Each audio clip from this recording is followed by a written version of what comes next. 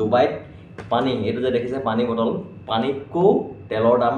কম ঠিক আছে এইটো সঁচা নে মিছা তাকে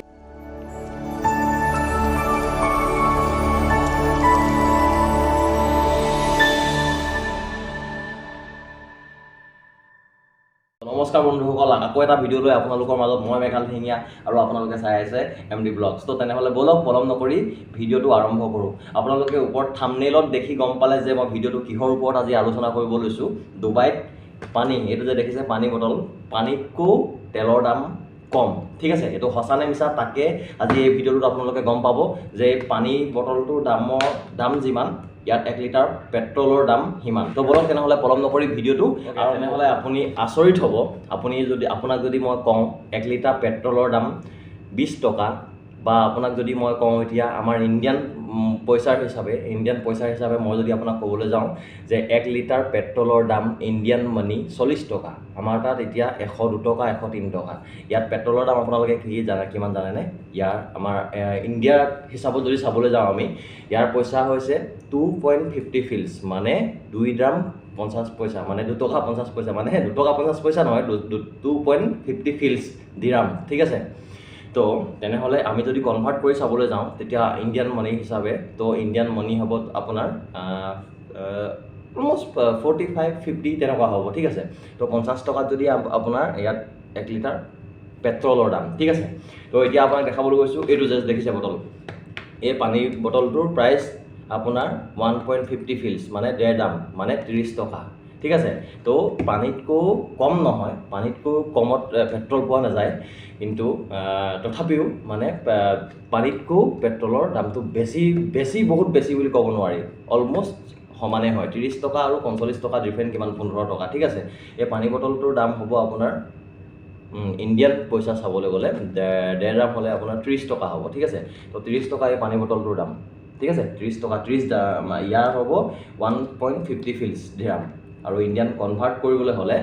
30 টকা ঠিক তেনেকৈ পেট্ৰলৰ দামটো মই ক'লোঁ আপোনাক 2.50 ফিলছ 2.50 ফিলছ হ'লে তো ইণ্ডিয়ান কনভাৰ্ট যদি কৰি দিওঁ একদম 50 টকা 45 টকা ধৰি লওক ঠিক তো তেনেকুৱা ধৰণৰ কথা বেছি দাম নহয় আপোনালোকে ভাবে চাগে বহুত কমত পোৱা যায় বা পানী দাম বহুত দাম বুলি নহয়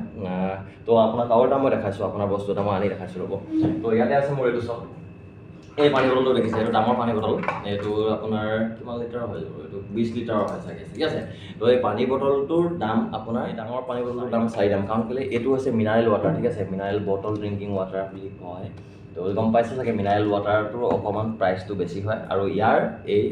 20 লিটাৰ পানীৰ দাম ইমান নহয় ঠিক আছে ইয়াৰ পৰা এই পানী বটলটোৰ দাম হৈছে আপোনাৰ 4 দাম 5 দাম ঠিক আছে 4-5 দামত আপুনি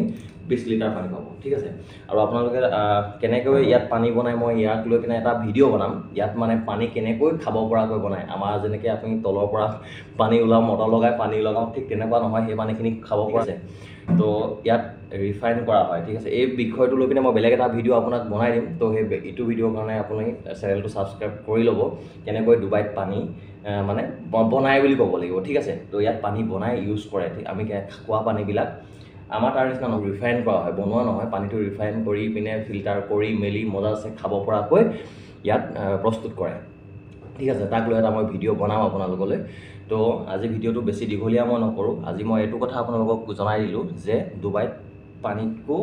পেট্ৰলতকো পানীৰ দাম বেছি তেনেকুৱা ধৰণৰ কথা নহয় তো আপুনি গম পালে ভিডিঅ'টো চাই নিশ্চয় আপোনালোকে কিবা এটা গম পালে যে ডুবাইত পেট্ৰলৰ দাম কি ডিজেলৰ 1.50 ফিলছ ঠিক আছে তো পানী বটলটোৰ লগত আপুনি মিলাব পাৰে ডিজেল আৰু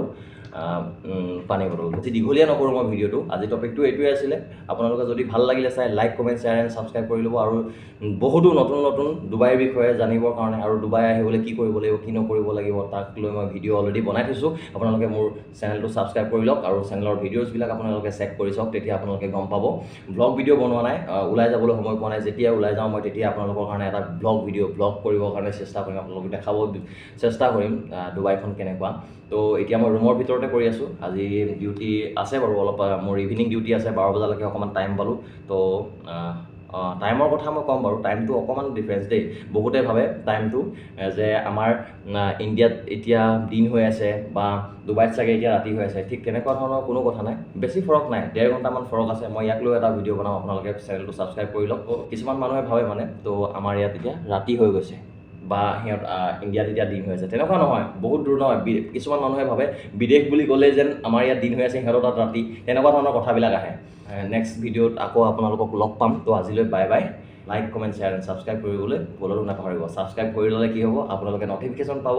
গম পাব কি ভিডিঅ' আহি আছে কি ভিডিঅ' আহিব ঠিক আছে তো আজিলৈ বাই বাই জয় আই অসম